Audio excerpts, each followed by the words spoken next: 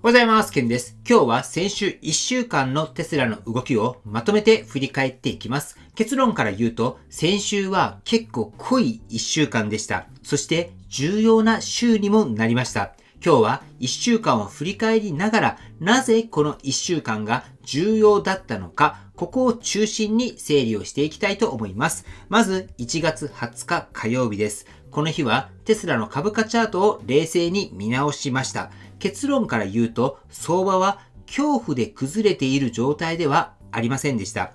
高値圏からは調整はしている。売りも出ている。でも、出来高を見るとパニック的な投げ売りは起きてはいません。価格は下がっても下がり続けられていない。RSI は中立付近で恐怖が支配している相場の形ではありませんでした。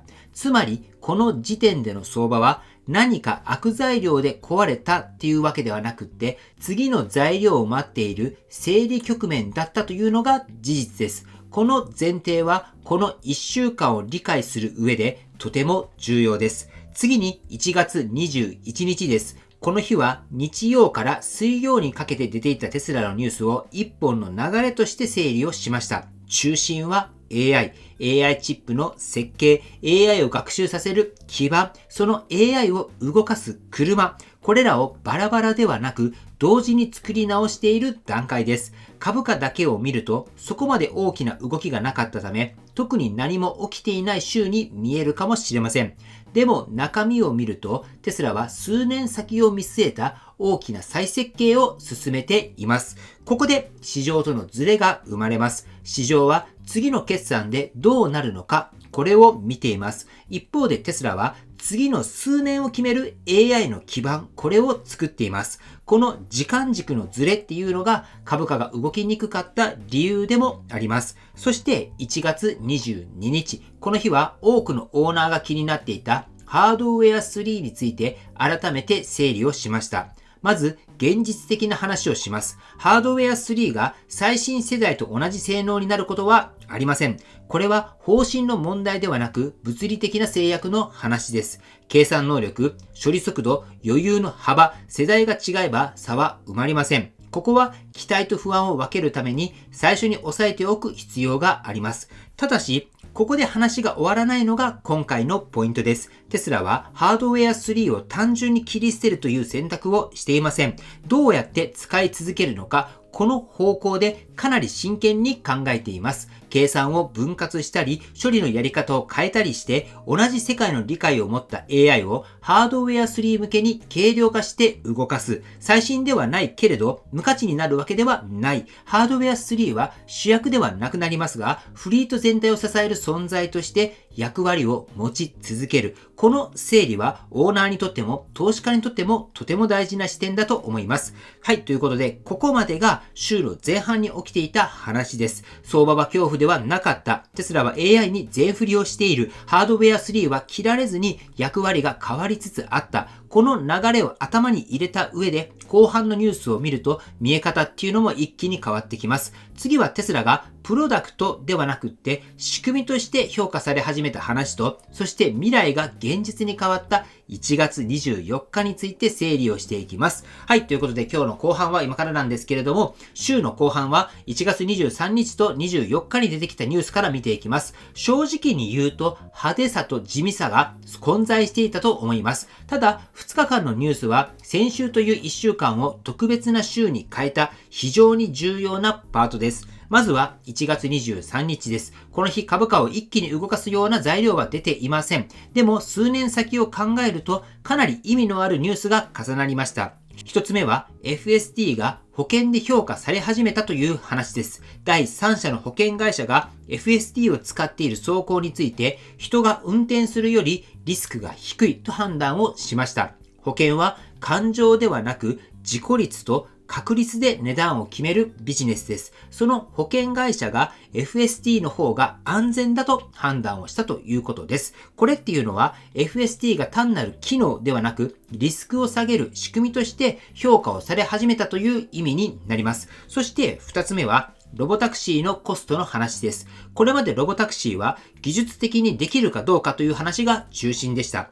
でもこの日は1マイルあたりいくらで運用できるのかっていう完全にビジネスの話に踏み込んできています。まだ試算の段階ではありますが、ここが語られ始めた時点でフェーズが一段変わったと考えていいとも思います。一方で、冷静な声も同時に出てきています。いずれ利益は必要になる、収益が伴わない評価は続かない。これは何も間違ってはいません。今のテスラは期待と検証が同時に進んでいる状態です。1月23日のニュースっていうのは強気材料であると同時にプレッシャーでもありました。そして1月24日、この日、先週ずっと積み上げてきた話が一気に現実になりました。まず、ロサンゼルスからニューヨークまで完全自動運転で走破したというニュースです。人間の介入はゼロ、しかも最悪レベルの冬の天候で実施をされています。ここで重要なのは、距離や時間ではありません。途中で時間をロスしたのは全て人間が判断した場面でした。人が余計な判断をしたことで遠回りをしたり引き返したりもした。一方で FSD は一貫して正確に走っていた。つまり人間が介入しなければもっと早く到達していたという事実が残ったわけです。これは人間の介入が安全っていう前提が揺らぎ始めた瞬間でもあります。そして次にロボタクシーの無監視運行です。ついに車内の安全監視員なしで実際の運用が始まりました。いきなり完全無人というわけではありません。段階的に無監視の比率を増やしていく、ここがとてもテスラらしいところです。理想論ではなく、規制と現実を理解した上で事業として動かし始めている。10年間語られてきた約束っていうのがようやく形になったという瞬間です。さらに FSD の欧州中国での承認っていうのが直々で語られました。これまではいつか承認されるかもしれないという話でした。今回はどの当局がいつ判断するのかっていう段階にまで入ってきています。これは説明フェーズから行政判断フェーズに入ったというサインです。そしてここで1週間を改めて振り返ります。週の始まりは恐怖ではない相場整理でした。中身ではテスラが AI に全振りしていることが見えました。ハードウェア3は切られずにフリートの一部として位置づけ直されました。FST とロボタクシーは仕組みとして評価され始めました。そして最後にそれが実際の走行データとして証明もされています。この1週間を一言でまとめるとこう言えると思います。テスラは語っていた未来を動いている現実に変えた。だからこそ株価も反応しました。ただしここで終わりではありません。規制、展開スピード、責任の所在、課題はまだまだたくさん残っています。でも重要なのは何も始まっていない段階ではないということです。もうすでに現実の世界で動き始めています。2026年っていうのはテスラにとって間違いなく分岐点になる年です。この先もテスラのニュースを追い、その背景と意味っていうのを冷静に整理していきたいと思います。ぜひ来週の振り返りも一緒に見ていけたらと思います。はい、ということで本日の内容は以上です。今回の動画が参考になったと思われたら、高評価をよろしくお願いします。僕の YouTube は毎日発信しています。僕の YouTube をご覧になってもらえば、テスラの情報はほとんど網羅すると思いますので、チャンネル登録がまだな方はチャンネル登録の方をよろしくお願いいたします。では、今日もご視聴していただきありがとうございます。テスラのある生活を楽しんでいきましょう。ではまた。追伸です。本日は日曜日ですので、テスラのアンケートの結果、こちらを見ていきたいと思います。先週の結果ですが、テスラ株は先週末は 437.5 ドルで、今週末が 449.06 ドルということで、正解は上がるが正解となっております。では、アンケートの結果を見ていきます。今回は567票いただいております。ありがとうございます。結果ですが、上がると答えられた方が一番多くて 59% で、これらの方が正解となっております。では、次にコメントをしてくれた方の結果、こちらを見ていきたいと思います。コメントですが、6名の方が正解となっております。連続正解ですが、キャンパリーナノースさんが2週連続となっております。このアンケートですが、4週連続正解された方に、今は社内で使えるカークリーナー、こちらをプレゼントしております。ぜひ皆さん参加されてみてください。そしてこちらのアンケートですが、趣旨として2つあります。まずは株式投資の難しさ、これを実感してもらうということです。株式投資は株価予想など色々とあると思いますが、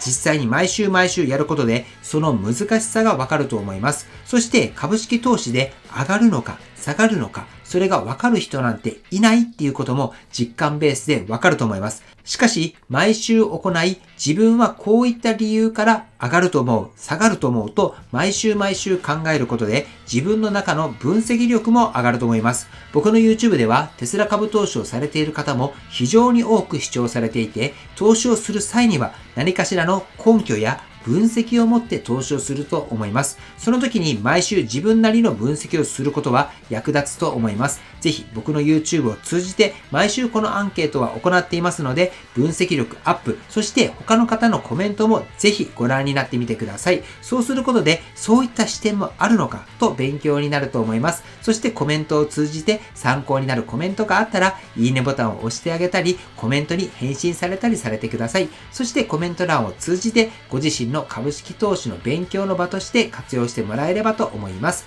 ということで本日もアンケートしますので、ぜひゲーム感覚でも大丈夫ですので参加されてください。きっとご自身のレベルアップにもつながると思います。締め切りは明日までです。はい。ということで本日も最後までご視聴していただきありがとうございます。素敵な一日をお過ごしください。